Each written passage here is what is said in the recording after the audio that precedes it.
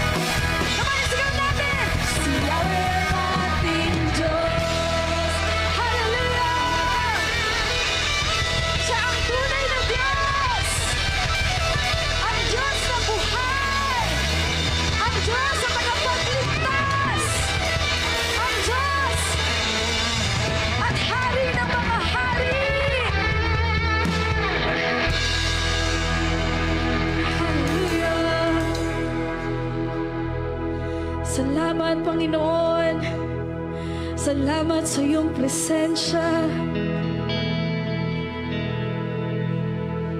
Patuloy ka naming aawitan. Dadakilain, Panginoon, ang iyong pangalan. Pupurihin, sasambahin, hanggang sa iyong muling pagbabalik. Hallelujah. Hallelujah.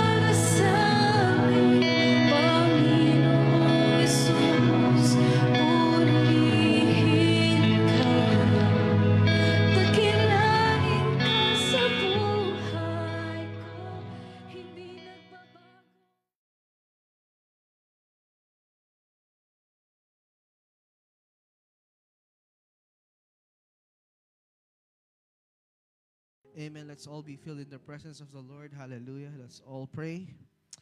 Thank you, Jesus. Father, in the name of Jesus, we thank you for your presence. We thank you that you are in our midst. We thank you that you are about to do something, oh God, in our lives. Father, we declare and we decree that your presence is here. We declare, oh God, that your kingdom power is here right now, Lord God. Maraming salamat, Panginoon, sa hapong ito. At Banal na Espiritu, patuloy na ang kalooban mo ang siyang mapangyari. Banal na Espiritu, patuloy kang kumilos sa bawat isa sa amin, Panginoon. Maraming salamat. We thank you and we love you. In Jesus' name we pray. Amen and amen. Sige po, makakaupo na po tayong lahat. Welcome po sa ating midweek service. Amen. Palakpakan po natin ng Diyos sa hapong ito. Amen. Hallelujah. Praise God. Tayo po'y pumunta na, amen, sa salita ng Diyos sa gabing ito or sa hapong ito. Our message tonight is entitled Mental Fortitude, Mastering the Battlefield of the Mind. Okay? Sa mga gatas, nakikita natin yan, fortified. Right? Nido fortified, Bear Brand fortified. Ano ba ibig sabihin ng fortified? Okay? Bakit nilalagyan ng fortified? Okay. By the way, fortified is an adjective. It means it creates a defense. Okay? Fortified, it means it creates a defense. It builds a defense. So when we talk about the word fortitude, it means making something stronger. Okay? Making someone defensible. Okay? Amen po ba? Kayo ba yung nandyan pa? Nakakasunod po ba tayo? So let's talk about mental fortitude. It means making our mind stronger. Amen po ba? That's why mastering the battlefield of the mind.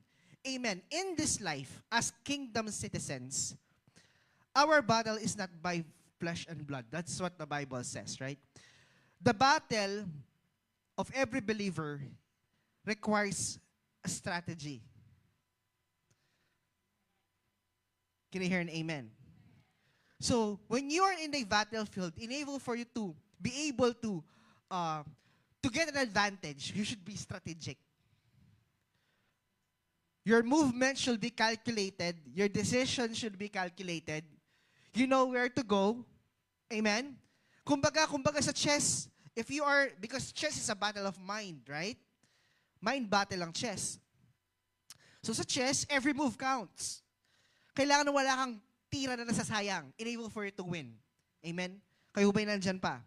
So I would like you to open your Bibles in Proverbs 23 verse 7. Okay? Proverbs 23 verse 7 says, this is what the Word of God says, "For as he thinks in his heart, so is he." Amen? Kung ano ang iniisip ng kanyang puso, yun din siya. And Romans 12:2 remind us that, "And do not be conformed to this world, but be transformed by the renewing of your mind." Why do you think Paul keeps us reminding that we should be transformed by renewing our mind? You know why? Because the greatest enemy you will ever face is no longer Satan. Can you hear an amen? Satan is already defeated. Amen po ba? Satan is already defeated by the finished work of the Lord.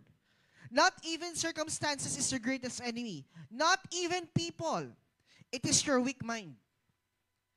Your greatest enemy is not Satan. It's not your circumstances. It's not your problems. It's not even the people around you, but your weakened mind. Because we have to accept that God never lost battles. God never fails. Amen? But there are certain believers na they still believing in a defeated life. Not because God is with them, not because God is not with them. Hindi dahil wala ang Diyos sa kanila. Why? Because their minds are not fortified. Kumbaga sa nido, di nag-level up, nido lang. Hindi siya nido fortified. Am I making sense? So, believers are defenseless. Kumbaga sa chess, tirang bahala. Sa basketball, basta ka kuha ang bola, shoot agad. Without even thinking, paano po posisyon, kanino ipapasa ang bola. That's why I told you, no, kingdom believers, our battle should be strategic. Should be calculated. Can I hear an amen? Kaya nga, The mind is the command center of human behavior. Whoever controls your mind controls your life. So in the kingdom of God, victory is first won in the mind before it is manifested in life. That's a kingdom principle. Di ba? Repentance. Amen? Repent for the kingdom of heaven is at hand. Magbago kayo ng pag-iisip. Enable for you to have a manifestation, real manifestation of kingdom abundance and kingdom provision. Dapat you should be able to have that in your mind. Can I hear an amen? No? Maraming mga believers, they do understand what dominion is. Na alam nila. Ang problema, alam lang nila. But when we talk about real life situation and circumstances, only few applies it. Can you hear an amen? Ilang beses nang na-preach ni Bishop, na-preach ng mga kingdom pastors or ng mga ating mga pastor ang patungkol sa dominion. Bakit hindi pa rin nagbabago ang buhay ko? Because your mindset does not change. Amen. If your mind is still weak, sabi, for what the heart thinks, so is he. Unless bumreakthrough ka sa mindset mo, you will still live in defeat. You will still live poor. You will still live in circumstances. You will still live with unhealthy life. Punong-puno ng sakit. Kasi yun yung nandito.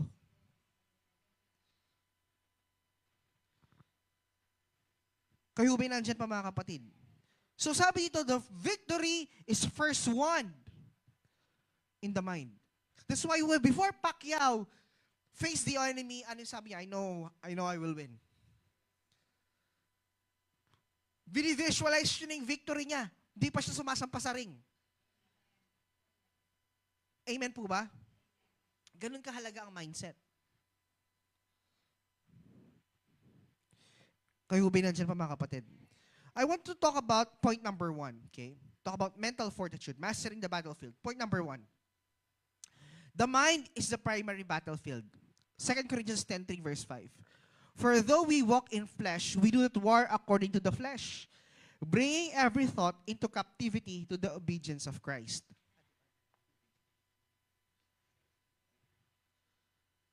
And Ephesians 3:6-12 says also that we wrestle not against flesh and blood. Amen po ba? You know, Satan does not attack your destiny directly. Amen? He attacks your thinking about your destiny. Amen po ba? Hindi papakialaman ni Satan yung destiny mo. Kasi hinahawakan ng Diyos yun eh. Di ba? Because that particular purpose was given to you by God. But what Satan do is that he will attack. How do you see it? Amen. The devil plants thoughts, not events. He suggests ideas, not actions. He introduces doubts, not destruction. Amen. That's what the enemy is doing. Mental battle. So ano-ano yung ipapasok nyo sa isipan mo kaya iba di-depress. Amen? Because what controls your mind controls your behavior response. If the enemy injects you, huwag ka na mag-church, ganyan tingin sa'yo ng mga leader, hindi ka mag-church. If your mind is weak. Am I making sense? Bakit may mga Kristiyanong nawawala sa church? What's the answer? They have a weak mind. Bakit may member na madaling magtampo? Because they have a weak mind. Bakit may mga church member or bakit may mga Kristiyanong madaling ma-offend? Kapag kinorek? Because they have a weak mind.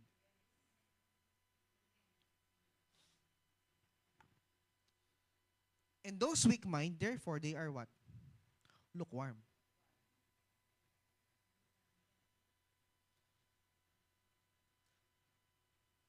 Kaya minsan meron akong nagkataon na, kailan ba yun? There was ewan ko, RRF yata yun. Wait lang po, inom lang ako.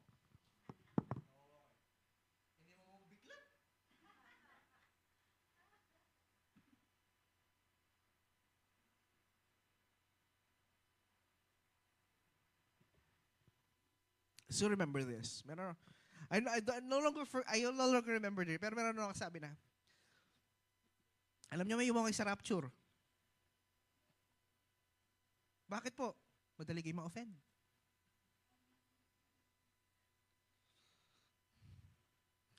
Kasi ang Kristiyano nagbabasa ng Bible, hindi madaling ma-offend. Ang Kristiyanong, ang isang believer, ang isang kingdom citizen na active sa spiritual niyang buhay, hindi na offend. Mapagpakumbaba. Gabang pinasakit mo na magbabanglubyo pa rin. That is a mark of a kingdom citizen. Am I making sense? Pero itang madaling ma-offend. Tusok ang nakamata, mawawala aking church. I will tell you right now, kapatid, may iiwan ka sa rapture. Why? That's one of the things that you have a weak mind. Madali ka ma-offend eh. That's why, if He can capture your thoughts, your behavior will follow. Amen.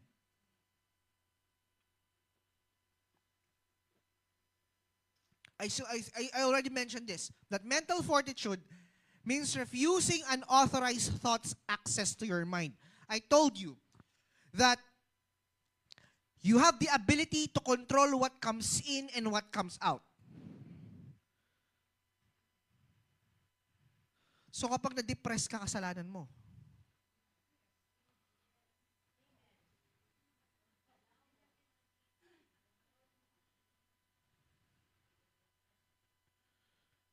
Am I making sense?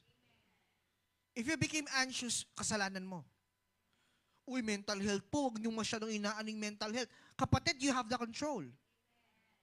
Those thoughts will not come in if you did not entertain them. Mahirap kasi hindi. You have the ability to do that. Amen? Amen. Nasasabi mo yan kasi wala kang mental health problem. Wala akong mental health problem kasi kaya kong kontrolin yung thoughts ko. Babaligtarin ko siya. Right? Di mo sasabihin mo kasi wala kang mental health issues. Yun na nga, wala akong mental health issue kasi I know how to control my thoughts. Wala ka kasing trauma. Sino may sabing walang trauma? Lahat tayo may trauma. Ang pinagkaiba nga lang, paano tatanggapin ng isip natin? Amen. You should not justify. Kasi ganito, paano yung mga may sakit na they are still hoping na gagaling sila? Amen? Paano yung mga kabataan niya masyadong mareklamo? Di mo kasi alam yung pinagdadaanan ko. Oo, hindi ko pinagdadaan yung pinagdadaanan mo kasi pinili kong hindi ko pagdaanan. Amen? Am I making sense? You know, this life is strategic nga eh. Pinili mo dumaan doon, ako ayoko doon, gusto ko dito. Amen? Are you getting me? Hindi mo kasi alam ang pinagdadaanan ko. Pastor, yun na nga, hindi ko pinagdadaanan mo kasi hindi ko piniling pagdaanan ng pinagdadaanan mo. I choose to live what God wants me to do rather than choosing my own will, choosing my own actions, choosing my own preference. Am I making sense? Kinandong sa mga estudyante ko, tawa silang tao. Oo nga, no?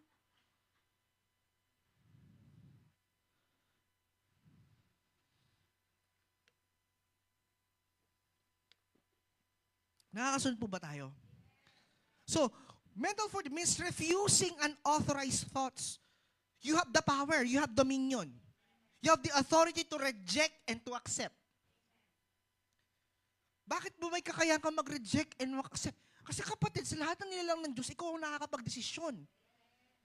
Ang hayop po hindi nagdedesisyon. Ang hayop may instinct. Animals don't decide. Their actions were based on their instinct. When they're hungry, they will find food.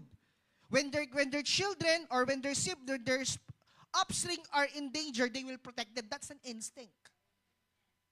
That's why it's not called animal free will. It's called animal instinct. Nakakasunod po ba tayo?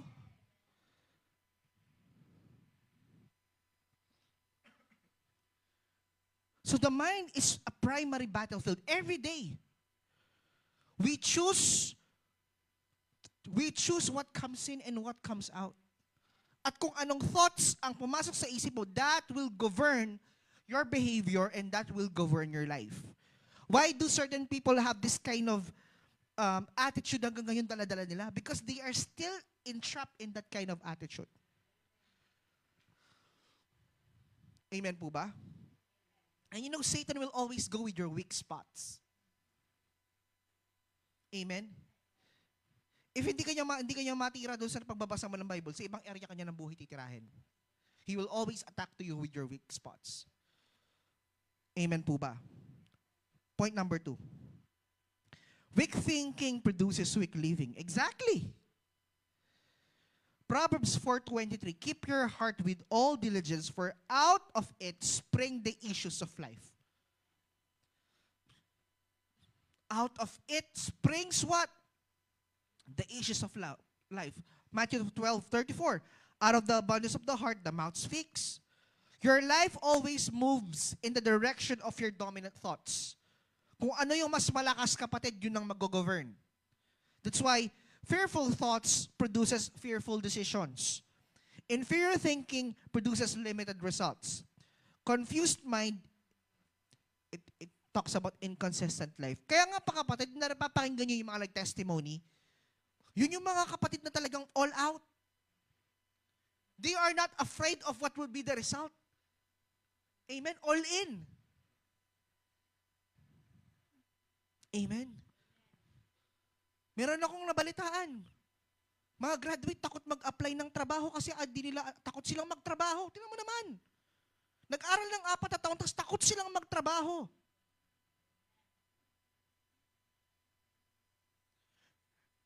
Pinag-aralan nila yung kurso nila. Ngayon, nung nag-apply sila, natatakot silang baka di nila magawa ang trabaho. Nag-apply ka!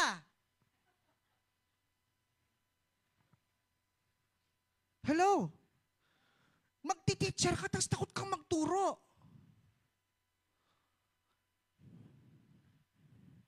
Fearful thoughts produces fearful decisions. Amen. And whenever we go to this life, no, we should elevate every day. Imbiyeta mo mag-elevate yung pabawas. The more you grow in this life, the more you mature as well as a believer. Inferior thinking produces what? Limited results. Kung hanggang saan lang yung kaya mo makita, hanggang doon ka lang. Amen. May mga goals tayo kung may personal goal ako eh. No? My question is, yung bang personal goals yun, nakikita nyo ba 5 years from now? How do you see yourself 5 years from now? O hanggang ngayon, pag-graduate mo, di mo pa rin malinaw sa'yo kung anong gagawin mo. You are turning professionals. Yung tatlo dyan sa likod. You are no longer kabataan. Ka-graduate yun ako kabataan. You are already professionals. And how do you see yourself 5 years from now? Amen? If your mind is inferior, you'll always have a limited results. Gusto ko to, confused mind produces inconsistent life. Ano ibig sabihin ng confused? Yung palaging naguguluhan. Dabalo ng gawan, ada ng sala, ada ng gawan de, ada ng alide. Kaya ano mangyayari? Inconsistent. Tama? Susunod, hindi susunod. Kinabukas sa susunod, tapos hindi na naman susunod. Ano mangyayari? Your life will never be consistent. Amen. God created you to rule, dominate, and govern. But you cannot live beyond the level of your thinking. Which is true. Kung saan lang kaya mong maabot ng isip mo, hanggang doon lang yung kaya mong gawin. Hanggang doon lang yung buhay na kaya mong marating. Many believers pray for change while protecting the very mindset that keeps them bound. Lord, baguhin mo yung buhay namin. Pero, Diyos ko, yung mindset mo pang mahirap pa din. Lord, Lord, baguhin mo yung buhay namin, pero ayaw mo maghanap ng trabaho. Am I making sense? Sabi ko nga sa mga estudyante ko, sinong gusto magbago ang buhay dito? Ba't tamad kayong mag-aral? Did you know in the Philippines that the great equalizer is education? Karamihan or most of those people who have education were able to elevate the lives of their families. Sabi ko, huwag yung tingnan si Kangkong Chips. Si Kangkong Chips chumamba eh. Pero hindi lahat pwedeng mangyari yon. As professionals, if you will see the trend in surveys, no, the great equalizer to poverty, it's education sa Pilipinas. Ganon kayo binavalue yung education. I told my students, you want your life to change, you want your family to change, and yet you're not doing your part as a student.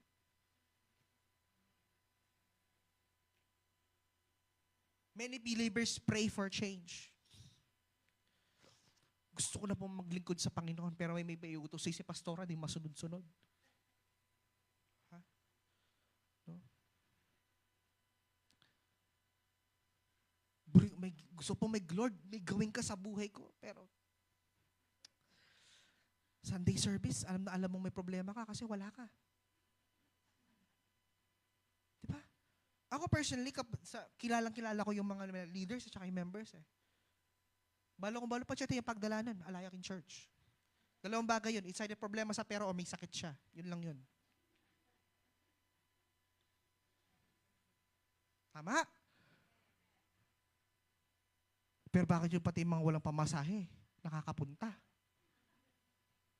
Ika, kaya takang ngatutan niya kami punta. Bam! Mahirap, ma'am, sino nun? Diyan ka lang, di ka makaakyat, no? Totoo to, kapatid.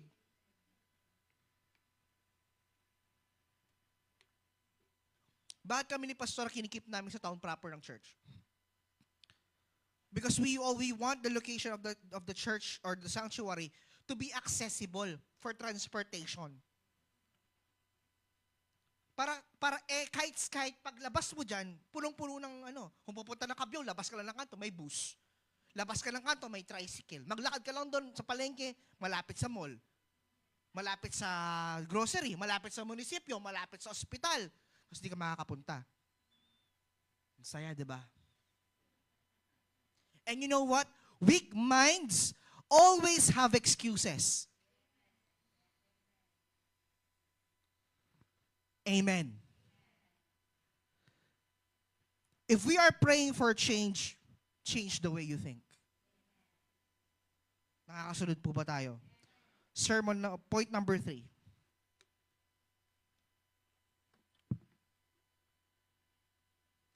Mental fortitude is developed, not inherited.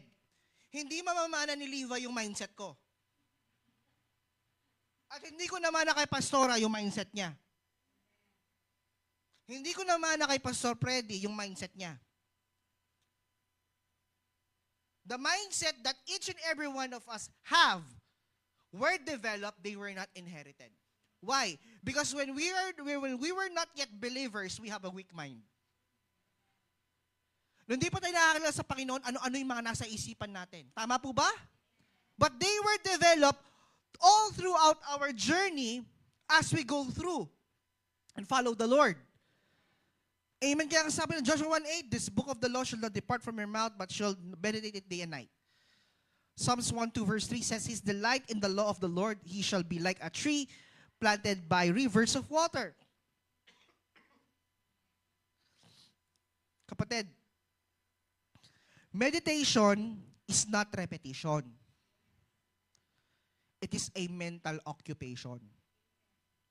When you cannot meditate if doesn't mean you repeat it, it doesn't mean you meditate it.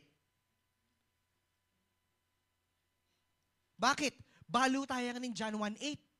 Ay, Joshua 1:8, ale. Alam natin lahat yung Matthew 6:33, tama?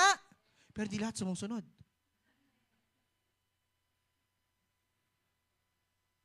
Hello? Philippians 4:13. We all know that verse. John 3:16.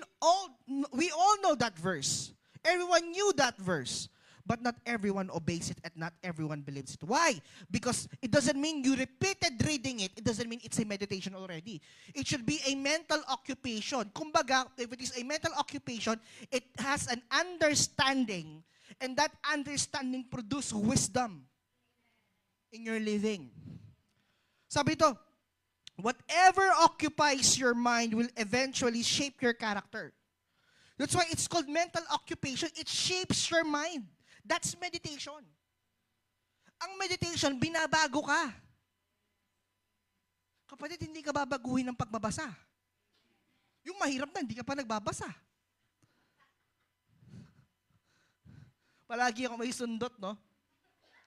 Kasi totoo eh. Di ba? Hindi ka you will not gain mental occupation. You will not be occupied by the word by just reading. Kaya ang sabi doon, meditate, not read. Reading is knowledge. Meditation is understanding.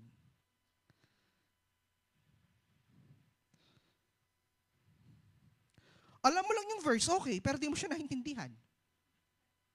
Ikaw susundin mo isang bagay na hindi mo naintindihan. Di ba kapag may ginapagawa yung teacher, tapos di mo maintindihan, di ka makalimutan para mo sisimulan yung trabaho? Kasi hindi mo naintindihan.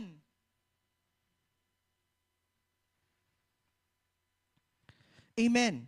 You cannot meditate on fear and produce faith. You cannot meditate on defeat and expect victory. You think like a victim and live like a king. You cannot think like a victim and live like a king. No, it doesn't happen. Nakakatawa no yung natatakot ka tapos gusto mo ipananampalataya ka. Nakakatawa yun. Amen? Gusto mo may gawin si Lord tapos takot ka. Yung upubisa. Di ba?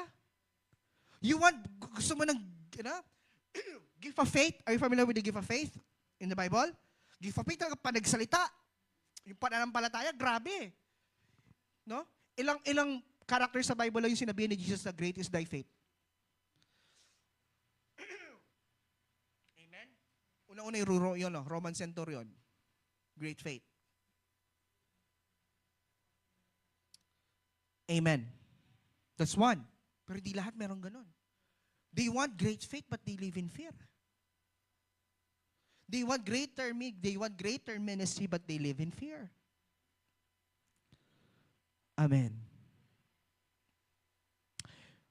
You cannot meditate defeat and expect victory. Eh, nakamenyambot. Wala na yan. Sige, expect ko para mananalo ka. Alam mo, sa Panginoon, there will always be an expectation. Amen? May mga tao kasi ayaw mag-expect sa Panginoon. Alam mo kapatid, mag-expect ka sa Diyos. There's nothing wrong to expect with God. Ang mali kasi, ine-expect mo kasi yung timeline mo, hindi yung timeline ng Diyos, kaya ka nasasaktan. Expect blessing to God. Amen? Expect victory to Jesus. Amen? But do not expect to your own timeline. Akala ko ba, expect blessing kayo, ba't wala pa? You expect on your own timeline, tapos nasasaktan ka.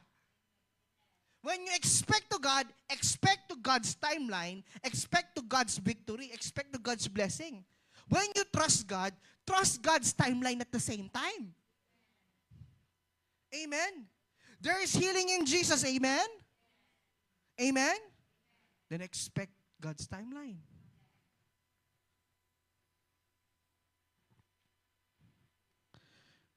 You cannot think like a victim and live like a king. Yung biktima. Sabi na, mental fortitude is built by consistent exposure to kingdom truth. It is built by what? Consistent exposure.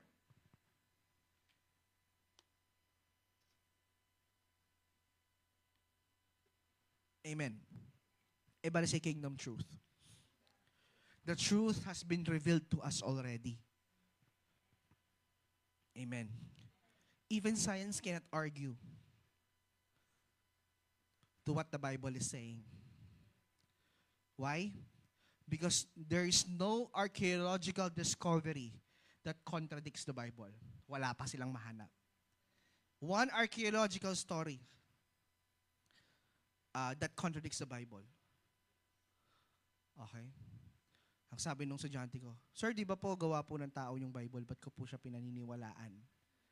Na I asked my student, why do you believe that Philippines was discovered by Ferdinand Magellan? Kasi po it was written in history. Do you think the Bible is about history? Yes or no? Yes po.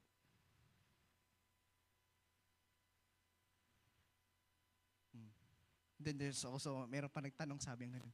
You know, biblical perspective and the perspective of science are not the same.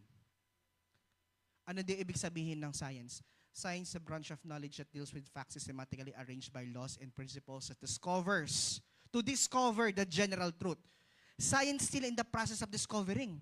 In the Bible, the truth has been given to us already. Sila hinahanap pa nila yung totoo, tayo nasa atin yung totoo. See the difference? See the difference? That's why they keep contradicting the Bible, because they still keep searching for the truth, while in the Bible, the truth has been revealed already, and that's Jesus. Sabi ko ganun, ba't ko pagkakatiwalaan yung isang bagay na naghahanap pa ng totoo? Sa amin nandiyan yung totoo eh. Binigay na yung katotohanan. Kayo hinahanap nyo pa. Amen? Yun yung manapantun. Amen? Nakakasunod po ba tayo? Nakakasunod po ba tayo?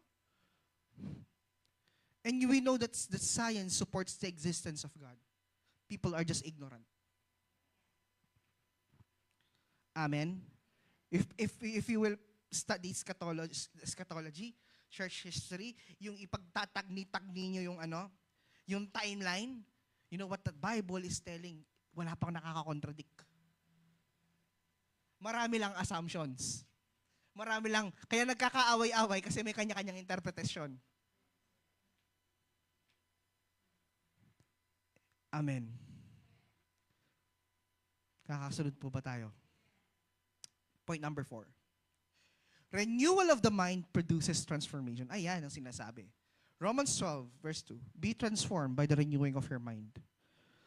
2 Corinthians 4:16 says, though our outward man is perishing, yet the inward man is being renewed day by day. God does not change your life. He changes your mind, and your renewed mind changes your life. Amen. Hindi yung boom, instant. That's why, when you pray for patience, do you think God will give you 1 kilo of patience? Or He will give you an opportunity in your life to be patient? When you ask God for love, do you think God will give you 1 tons of love? Or He will give you an opportunity to love the unlovable? You know, whenever we ask something for God, it's an opportunity for God to do something. Kaya be careful of what you wish for. When you ask for patience, when you ask to remove this kind of attitude, God will give you certain situation in which your attitude will be tested. Kasi the only way para pahabain ng PC mo, kailangan kang ilagay sa sitwasyon na papahabain ng PC mo. Amen? How you will, Lord, I want to understand the labor of love. And God will put you in a situation, in an opportunity where you will be able to test your labor of love. Amen po ba? Nakakasunod po ba tayo? Transformation by the renewing of our mind, no, produces transformation. Renewal of the mind produces transformation, which is true. The reason that's why we are no longer the same again. Our lives were no longer the same again compared before ng mga buhay natin na hindi pa natin nakakilala. Why? Because our mind was transformed. And because God was able to, because you were able to change your mind renewed your life. Transformation is not emotional. Amen. Ang pagbabago hindi nanggagaling sa emosyon. Nagbabago yan sa pag-iisip. Transformation is intellectual alignment with divine truth. Nakakasunod po ba tayo? Is intellectual alignment with what we call divine truth. Iba ba the word intellect? Ang pagbabago nagsisimula sa pag-iisip, hindi sa emosyon. Porkit masaya ka, bigbayo na ko. Amen. Hindi doon nakababa sa pag-iisip. Ayun, no? Intellectual alignment with divine truth. Nakakasunod po ba tayo? Renewed mind is equals to renewed decisions. Renewed decisions is equals to renewed habits. And renewed habits is equals to renewed destinies. When we talk about renewed mind is equals to renewed decisions. Isn't it? Pag nabago ang mindset, magbabago ang way ng pagde-decide. Your approach na tinatawag. When you handle situations, if your mind is renewed. Amen. And kapag yung decision mo na bago, mag-iiba din yung kilos mo. Yung araw-araw mong ginagawa. Habits. 21 days straight, it's an habit. Amen? That's why yung iba nga nagkakaroon pa ng mannerisms eh. Because it is a habit that's being developed. That's why my students were able to mimic me. Okay? That's why they always say, okay class, do you have any questions before we part ways? They always coin that because they imitate, because that's my habit. Before I enter my class kasi, ganyan ako, lalakad akong ganyan. Kasi po ang position ko sa klase, hindi yung typical na paharap, naka-side sila. Sitting arrangement ko yon. Tapos, lahat ng mga academically excellent magkakatabi. Lahat ng mga medium magkakatabi, lahat ng struggle magkakatabi sila. Ganun ako magpa sitting arrangement. Para, pag nagpa-activity ko, iba yung activity ng mga magagaling, iba yung activity ng mga sakto lang, iba yung activity ng mga mahina, para walang naiiwan. That's individual differences. Okay? Pagdating ko sa klase, pagbaba ko ng bag, all rise, parang kami nasa korte, tatayo yung mga yan. Say, good morning, Emerald 5. Good morning, Sir General. Take your seats. Tapos, lalakad ako sa gitna ganon. Titignan ko muna yung mga ilalim. Tapos babalik akong ganon.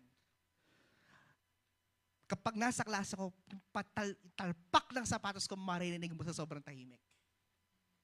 Pagdating ko. Kasi, whenever I enter my class, sabi ko, they always expect the unexpected. Pagdating ko kasi sa klase, hindi nila kasi I don't smile. Hindi nila alam wala pa sa mood si sir. Kaya ako tahimik sila. They don't, pag tingnan ko silang ganyan, okay, good morning. Pero pag nag-discuss ako, okay na. Pero pagdating ko sa class, hindi nila alam ang daratan nila.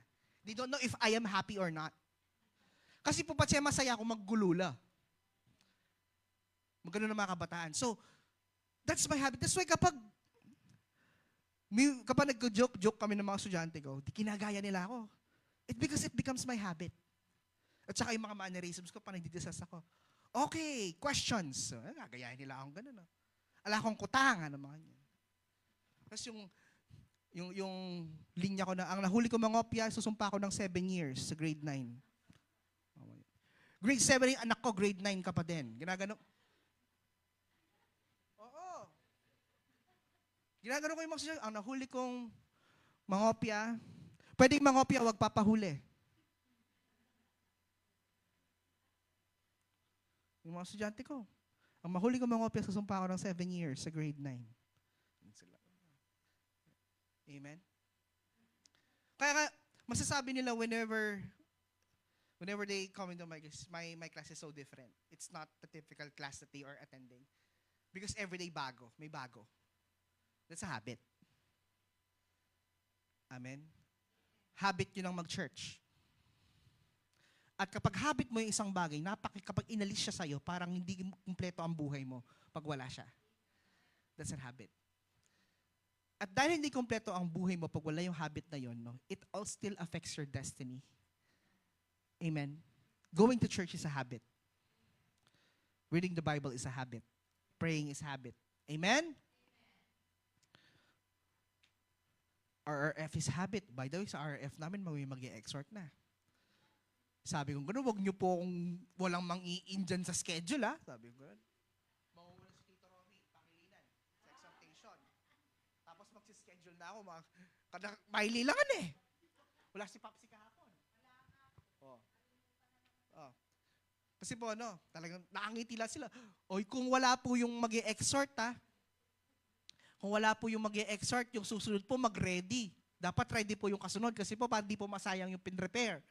Kaya nga mauuna niyan, yung mga taga-mapalad, tapos nagsisked na ako. Kaya sabi ko ganun, but siya po mag-share tayo yung po kailangan mag-preach. Ako rin lang mga yan. Share your exhortation, sabi ko mga yan. Share your verse, ano yung natutunan mo sa verse na yon, paano mo siya na-apply sa buhay mo itong week na to. That's it. Ako nang bahalang magpaikot nun.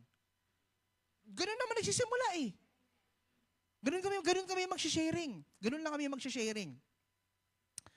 Para ma-practice sila magsalita. Kasi puring kalalakihan tamo, nonchalant lang. No? Ganun kasi yung mga tatay eh. Expect niya sa mga tatay yun. Si Papsi lang yung hindi. Si Papsi lang yung maingay. Pero yung mga tatay pa, expect nyo tahimik sila. Alam po masyadong bulad-bulad din. Pero alam niyo po, pag nagsalita sila, may gist. Kapag nagsalita, kapag nag-share sila, yung hindi man ganun karami yung sinasabi nila.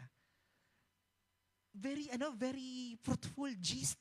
Yun yung mga tatay, less is more. Totoo yan. No, kapag when they speak, kapag madalang sila magsalita, parang may salita rin ang, wapin, may mga pakanta ka. Sobrang dalang may mong damdaman magsalita, pero may salita la, wapin eh. Are you getting me? Amen? If I say habit, and of course, renewed destiny. Renewed mind is a fortified mind. Amen? I will go to the last point number 5.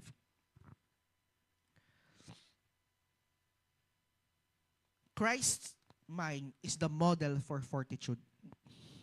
1 Corinthians 2:16. But we have the mind of Christ. Ayan ang sinasabi ng Bible. Amen.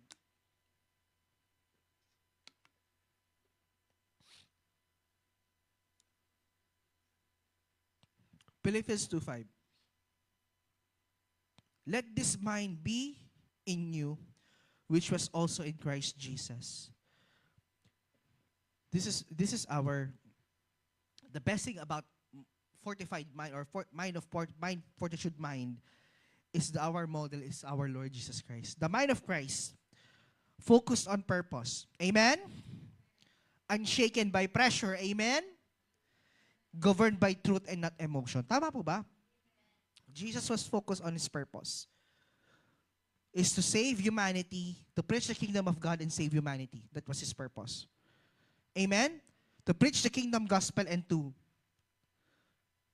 to give salvation to everyone. That was His purpose. And yung purpose ng Panginoon hindi nagbago.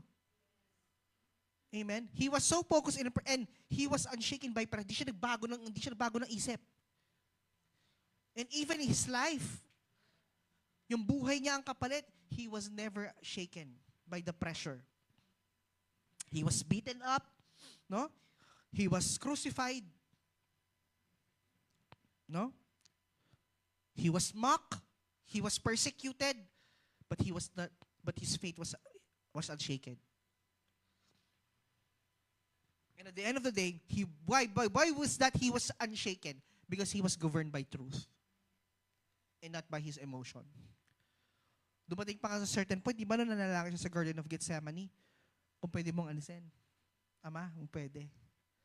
Pero anong sabi niya? Hindi. But your purpose still prevail. Amen po ba? Kayo ba'y nandyan pa mga kapatid? Because mental fortitude, sabi ito, Jesus endured the cross because His mind was anchored to purpose. When purpose is clear, pressure loses its power. Amen? Pag malinaw sa'yo ang purpose mo, kapatid, pressure doesn't have any power in your life. And this is the model that we are following, Christ's mindset. Kaya ang sinasabi ni Bishop, are you still remembering the Jesus consciousness that Bishop is mentioning? Every day, ang iniisip mo si Jesus. Papasok sa trabaho, si Jesus. Gagawin mo to para kay Jesus. Amen? And everything you do it for the Lord. I've actually watched an animated film. Animated lang siya sa YouTube, yung fall ni Helel, yung yung pagkabagsak ni Helel. Ilan yung si Helel? Do you know Helel? You know who Helel is? It's Lucifer. The name of Lucifer is not Lucifer, it's Helel. Because the name of angels have El. Gabriel.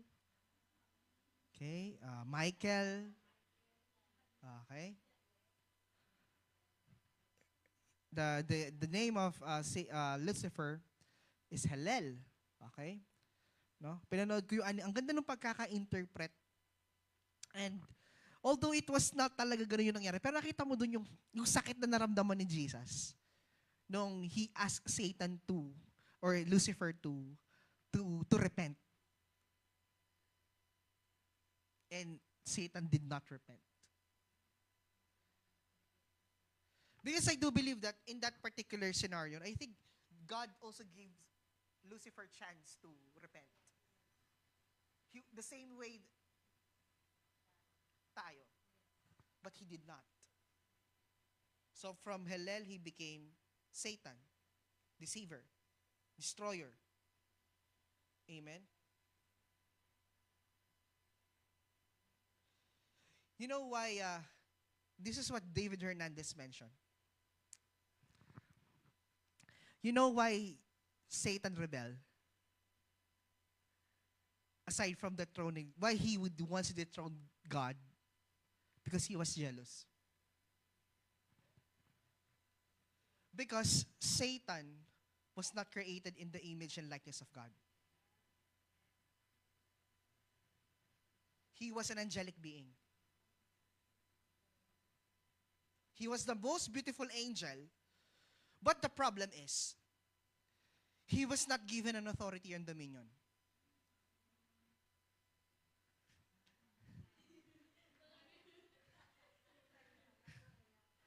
Hello? He was jealous. Because di ba before ginawa ng Diyos ang tao sa libutan, nagkaroon ng digmaan sa langit eh. It happened first, right? Because he was jealous. Because God is planning to create someone like him who will govern a particular territory who looks like him. Who have the same power na ibibigay niya sa tao. And he was jealous. Ba't ako? I am the most beautiful. Bakit ako? Hindi ko kamukha ang Diyos at wala akong authority kamukha ng tao.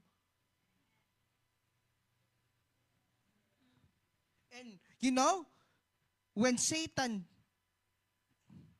tempted Eve and Adam, he was after the dominion of Adam and Eve. Isn't it? Isn't it? That's why Satan became the ruler of this world. Pero may contingency plan ng Diyos. Now you get it. You get the story. Now you get the story. Now you're understanding the story. Okay? But God made a contingency plan. The Son said, I volunteer. According to mga Bible scholars, nung sinabi ni Jesus daw yun sa langit, sobrang, sabi ng mga angels, kung pwede daw doon sila na lang. Jesus said, no. Those people are created in our image and our likeness. So, nangingilabot ako. When Jesus said that He will die on the cross, the heaven celebrated. Heaven celebrated. Because humanity will spare. Tapos itingnan mo yung buhay mo, ganun-ganun lang. Hindi mo alam, ikaw ang pinagtalunan sa langit.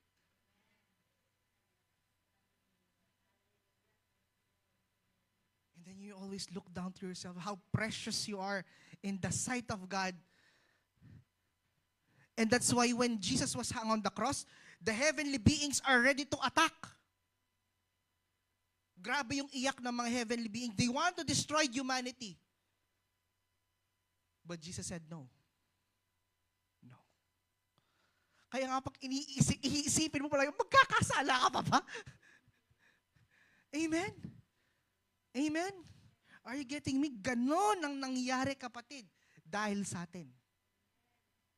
It's more than it's more than what you think yung story ng it's nung story ng paano tayo niligtas. Hindi pa yon. Bago pa yon, may nangyari pa.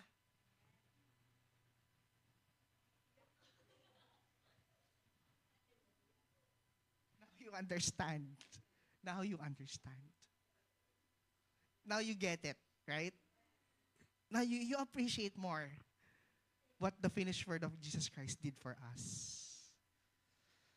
Amen. Lastly, that's why lastly, fortify your mind. Fulfill your destiny. Sabi dito, your breakthrough is not waiting on heaven. Heaven is waiting on your thinking to align with truth. Guard your mind, discipline your thoughts, occupy your thinking with the word, because mental fortitude is the gateway to kingdom dominion. Amen. Did we learn something tonight? Amen. Sige po, tumayo tayong lahat. Hallelujah.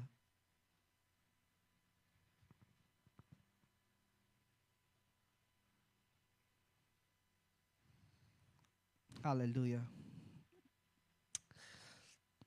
Let's all pray hallelujah. Thank you, Jesus. Hallelujah. Father, in the name of Jesus, we thank you for your finished work. We thank you for your love. We thank you, God, for the dominion that you have given us, the authority that you have given us. Lord, we appreciate more what you have done in the cross. Lord Jesus, we thank you. Thank you for restoring our dominion. Thank you for restoring our authority that was lost because of sin. Kami nagpapasalamat, Panginoon, that we have the ability to rule and reign in this life. Lord, we have the power to renew our thoughts. We have the power to filter what comes in and what comes out, oh God. Because, Lord God, what governs our mind governs our life. Lord God, Holy Spirit, always take over the way we think, the way we act, the way we speak, so that we can able to do and fulfill your will in our lives. Maraming salamat, Panginoon. Napakabuti mo sa aming mga buhay. Ibinabalik namin sa iyo ang pinakamataas na papuri at pasasalamat sa pangalan ng aming Panginoong Yesus. Amen and amen.